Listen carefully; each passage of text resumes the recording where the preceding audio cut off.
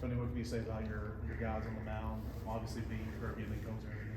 Yeah, they were great. I think the defense behind them was equal to the task, and obviously Kirby contributed to that defense. And Combs attempted to. I mean, he's one of our better guys when we mess around with that stuff for fun, or we get intent in practice with pitchers fielding practice. But that's a tough one. The crowd's amped up, and you're trying to pick up the ball and either tag the runner or the base at the same time. So it's squirrely, and I think it says a lot about his composure because he's got some adrenaline to him and the walkout song and all that stuff. But calm yourself with the fans on their feet. I mean, that was pretty fun there at the end. There was kind of dead moments in the game, and there were some moments in the game where the crowd was as rowdy as it gets. At least the ones that aren't at the Tim McGraw concert, and to kind of compose himself and get back up there, I think is big. And again, to throw the last out of a game.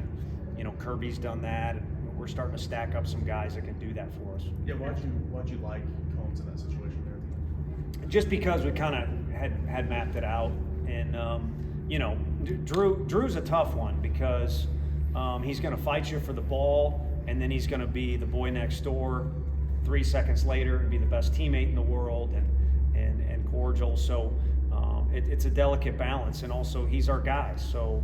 You look smart for leaving him in against Alabama when it's not going well, and then other moments too, because he knows how to navigate his way through a game. But if we would have stuck to the original plan or the old go with your gut or what we had talked about in that corner, maybe they don't score any runs. So, so that occasion was not a fan of 2 nights in a row having to go out there with 2 outs and make a change for the last out, but it was kind of what we had mapped out for the rest of the game, and rather than have regrets, we went with it. And I think everyone standing here knows Kirby's capable of getting that guy out, but he's a really good hitter, and Combs is capable of getting him out too. He just couldn't put a pitchfork in that ball.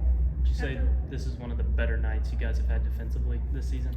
Yeah, KT's double play was crazy.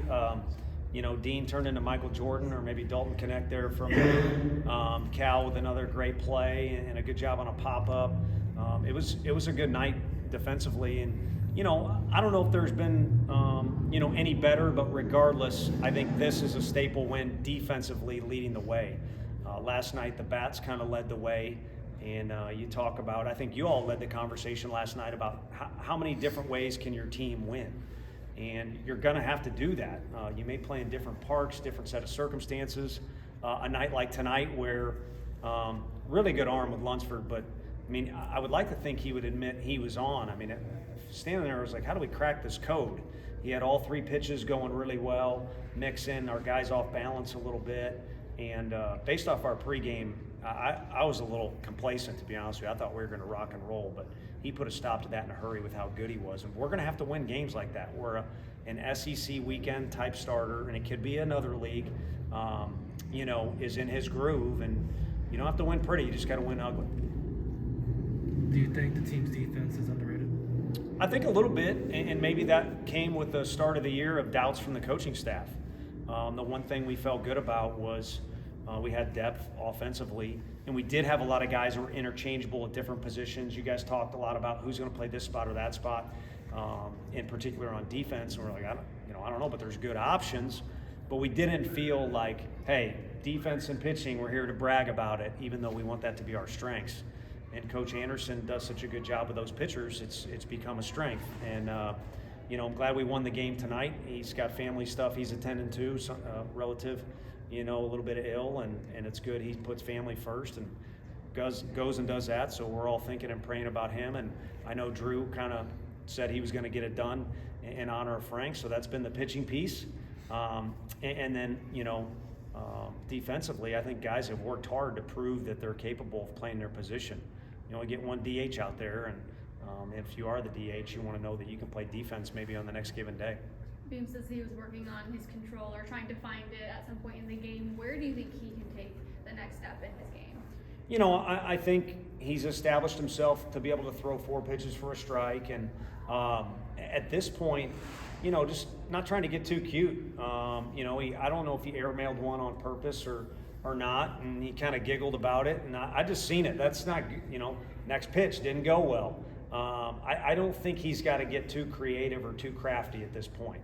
I think he's basically the brand that he's brought to the table is a strong one, and it's good enough. So he just needs to be himself, similar to a good hitter, on our team could go up and down the lineup. They don't need to go outside of themselves. He needs to be himself, and when he does, he's pretty good for us. How nice is it to have a guy like Cal Stark behind the plate who can get you out of that bases loaded jam with that back pick? Yeah, no, that's huge because, the momentum's on their side a little bit, and you're looking to get an out any way you can.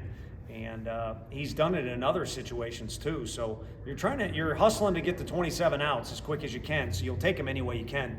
But yeah, to get out of a jam like that, it relieves a little bit of stress off the pitcher, and it may carry some momentum into the next inning as well mentally for both those guys that are making up the battery. So we're very, very blessed. Talk about defense. The one thing we're quick to point out, and I guess me, when I'm answering your guys' questions, was that catching trio is pretty dang good.